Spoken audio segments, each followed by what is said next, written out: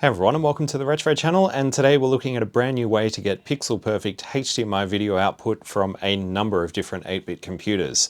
It is called LumaCode, and it leverages the power of the RGB to HDMI project to give us a pixel perfect digital video output using the original video chips inside these machines. It also doesn't require any soldering or case modifications, so it is very beginner friendly and easily reversible should you ever feel the need. It uses these little interposer boards that sit between the main board of the machine and the video chip, so the VIC-II or the GTIA if it's an Atari, and these listen to the signals going in and out of the video chip and use that to create another video output which is fed out over these two wires. That then can go to an analog board for the RGB to HDMI, or it can go to one of these new RGB to HDMI plus LumaCode boards. These are basically the analog board plus the RGB to HDMI in a single board, but it's only designed to work with the LumaCode as far as I'm aware. From there you just need a Raspberry Pi Zero and that will give you the HDMI output.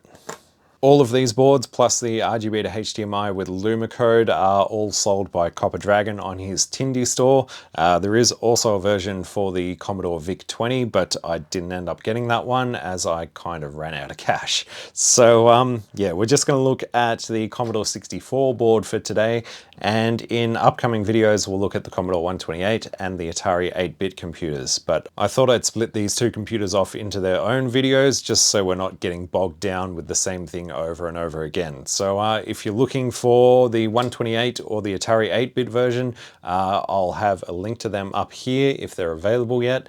If not, they'll be coming out within the next week or so. Obviously patrons have 1 week early access, so if you're really desperate to see them, that's where it is. But today we're just going to look at the Commodore 64 version. This video is sponsored by PCBWay. PCBWay can handle all your PCB prototyping and assembly needs, along with CNC machining, 3D printing, and a whole lot more. They're also running their 6th annual project design contest where you can enter your own project and have the chance to win a number of cool prizes. So why not check out PCBWay today, and we thank them for sponsoring this video. So this is the LumaCode board for the Commodore 64. It will pretty much work with any Commodore 64 version. The only exception is the 6567R56A VIC-II chip. That one is a little bit of an edge case, but apparently it can work with this board, but you need to contact Copper Dragon so he can pre-program it to work with that VIC-II chip. But for every other VIC-II chip and every other board revision, this should work straight out of the box.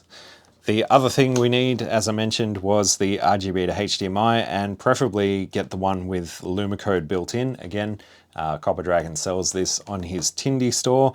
That's just going to save you from having to use the RGB to HDMI board plus the extra analog board, so you'll end up with 3 boards in total, whereas in this case you only have 2 to worry about, plus the Raspberry Pi Zero. So let's open up our C64 and see how easy it is to install.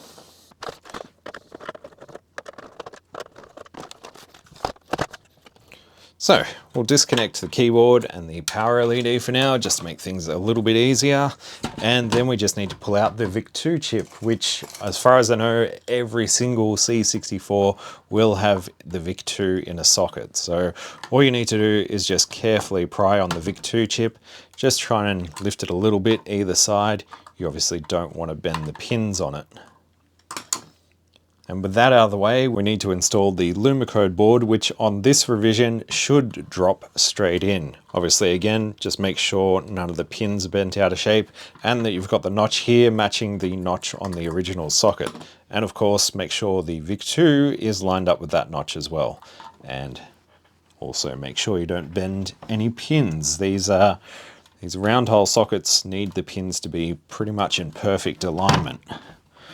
Cool, that's that part out of the way. Now, where do these go? Well, they're going to go inside the RF modulator. So if we pop the lid off,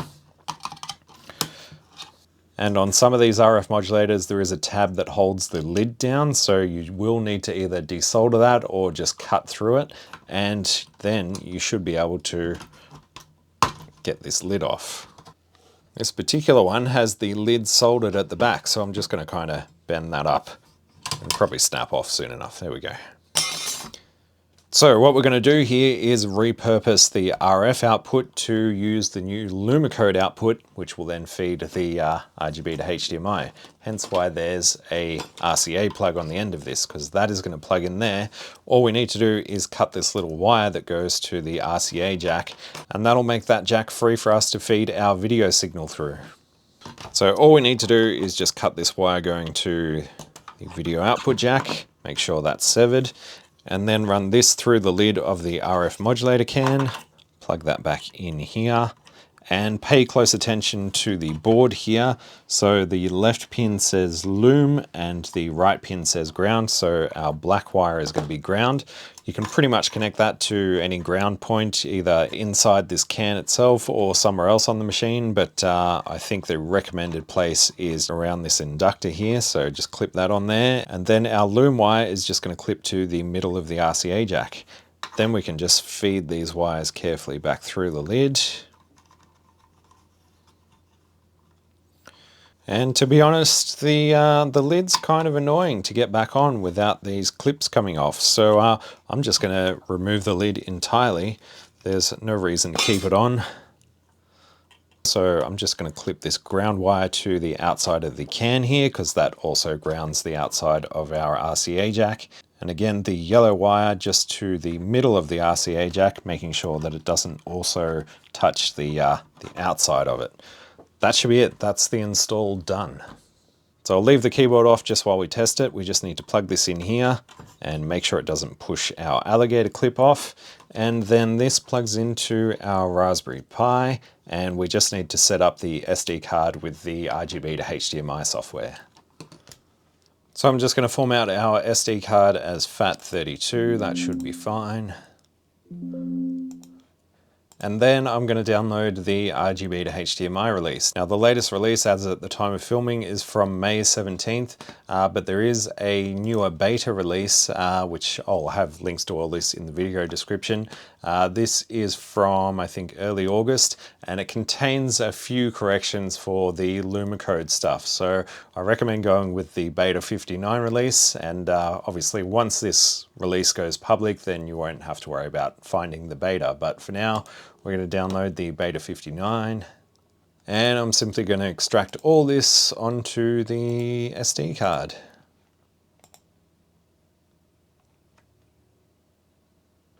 Cool, with that done, we can remove the SD card, and that is literally all we needed the computer for. All right, then all that's left to do is put our SD card back into the Raspberry Pi and give this thing some power. And of course, our Commodore is going to need some power. And let's see if this works. It's not doing anything. It'd help if I plugged the HDMI into the Raspberry Pi. All right, we've got the RGB to HDMI menu, so that looks good. Let's power on the 64. And there it is, HDMI from a Commodore 64 using an original VIC-II, and really all we needed to do was just cut one wire. Now these alligator clips are provided with the LumaCode board, but you could also solder on your own wires if you don't want all this excess wire and clips hanging around. I'm just going to leave it like this for now because I'll probably swap this between machines, but yeah, that is it. Let's close this thing up and give it a proper workout. Now, of course, one thing that's missing here is audio, because you still need to route audio from the DIN connector on the back of the C64. I guess what you could do is use a HDMI audio embedder to get that audio signal mixed in with the video and have just a single HDMI output for both. But otherwise, you'd need to hook up your audio to, powered speakers or a separate amplifier. Let me grab one of my audio embedders. We'll see if it actually works with this thing. So this little box will take HDMI in, and then you can either feed in analog or digital audio, and that'll all get mixed together and put out on the HDMI output. So let's see if this works. So we'll connect our audio from the 64 up to the little 3.5mm jack. And then we're going to have to feed the Raspberry Pi output to the HDMI in, and then the HDMI out we're going to feed into the capture device, which means I need another HDMI cable, don't I? Yes, I do.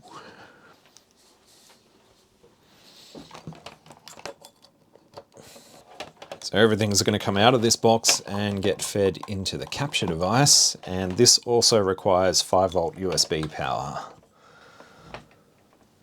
which I don't have sitting around. Oh my god! Okay, plug that in there.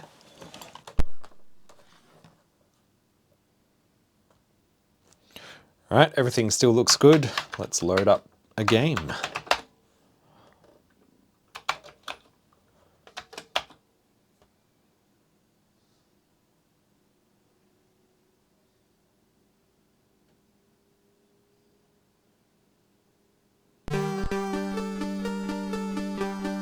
Cool, we have sound, and yeah, everything looks perfect.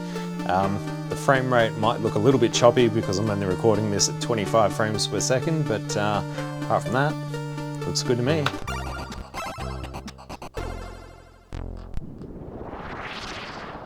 Yeah. Of course, having all these extra cables and devices here isn't exactly ideal. Maybe you could install the Raspberry Pi and the RGB to HDMI internally inside the C64.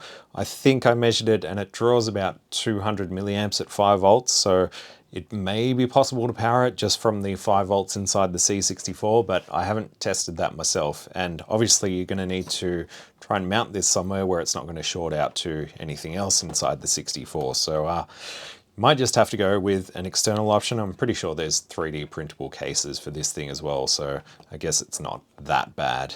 As for the audio and better, well, that part's up to you, I guess.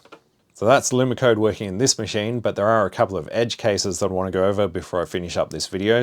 The first issue you might come across is with the VIC-II Quarry. This does not play nicely with the Quarry, and that's probably just down to the video signals being generated slightly differently inside the Quarry. So yeah, the Quarry is out of the question. Obviously, if you've got the large Quarry board, then you've already got HDMI video output. But if you're hoping to add this to this small Quarry board, that's not going to work, unfortunately. Maybe something will happen with that in the future, but at the moment, yeah, it just gets messy. So let me grab another C64 and we'll take a look at what issues you may run into. So this one here is a 250407 board revision, and if we remove the VIC-II chip out of this board, and if we try and stick in our LumaCode board, you'll notice there is a little bit of an issue. It actually hits this variable resistor here. So in this case, you'll just need to put an extra socket on the bottom of the LumaCode board. So if we throw an extra socket on the bottom of this, making sure we get our orientation right. Oh, and this socket's got a broken pin on the corner.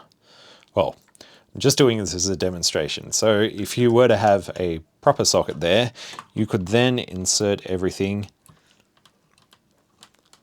and there'll be just enough space there to clear that resistor. So that's how you get around it, but it's only affecting this particular board revision, the 407. I have tried it in all the other revision boards, so the original 326298, it fit perfectly in there, but that is a NTSC machine that I've got, and it's got the R56A VIC-II chip, so I haven't actually confirmed that it really works in there because I didn't go for the pre-programmed version for the R56A, but I assume it works. I'm pretty sure Copper Dragon's GitHub page will mention if there were any issues with that board. Pretty sure he's tested it out with all variants, and yeah, it's only the 407 board. You just need to add an extra socket. The KU board, the 425, the 466 and the 469 all fit perfectly fine, so no problems there. Now the other issue you may run into is if you've replaced the RF modulator, and that means you probably don't have an RF output jack anymore. In this case, with my RF replacement, what you can do is actually route the LumaCode signal to the right audio in pin, assuming that you don't have a stereo SID. Then you just need to cut this little open stereo closed mono jumper, and that'll give you the option to have audio and the LumaCode video on this 3.5mm jack. So then all you'd need is a 3.5mm to 2 RCA breakout cable. So one of these is going to have audio on it, the other one's going to have the LumaCode. You'll figure it out soon enough. I guess you could always tone it out, so the middle pin here should either connect to this post or not. If both pins connect to that post, then make sure you've cut that little jumper properly. But that's a little workaround if you've already got one of my boards installed. If you've got something else, I'm sure you'll be able to figure out another solution. You could always route these cables out through one of the holes in the machine, especially if you don't have any sockets installed here, because keep in mind this thing still has the composite video and the S video still functional. What we're really doing is adding an extra video output to our machine. So you still need a place to hook up a video output, which is why hooking it up to where the RF modulator normally is probably the best solution, and especially because you don't need to solder anything. So I think that is it for LumaCode on the Commodore 64. It's still early days for this project, so there may be bugs that need to be ironed out, but so far I haven't had an issue. And yeah, coming up next we'll look at the Atari 8-bit machines. So I'm going to be putting it in my XE machine, but it also should work with the XL or the Atari 400 or 800. And then finally, we'll look at the Commodore 128. I'm very excited to see clear video out of that machine. I think the only other way to do it at the moment is with Copper Dragon's component video output board, and that is a lot more involved than this new solution. So yeah, looking forward to the 128. And I think that is probably it for this one. So thank you all for watching. Hopefully you'll join me for the Atari and the 128 videos. But until next time, yeah, thanks for watching. A huge thanks to the people that support the channel on Patreon. And like I said, you'll get early access to the next 2 videos. And you'll also get ad-free and sponsor-free videos. So if you want to help out and get something in return, check out the Patreon links. But yeah, that is it for this one. So hopefully I will see you in the next one. Bye.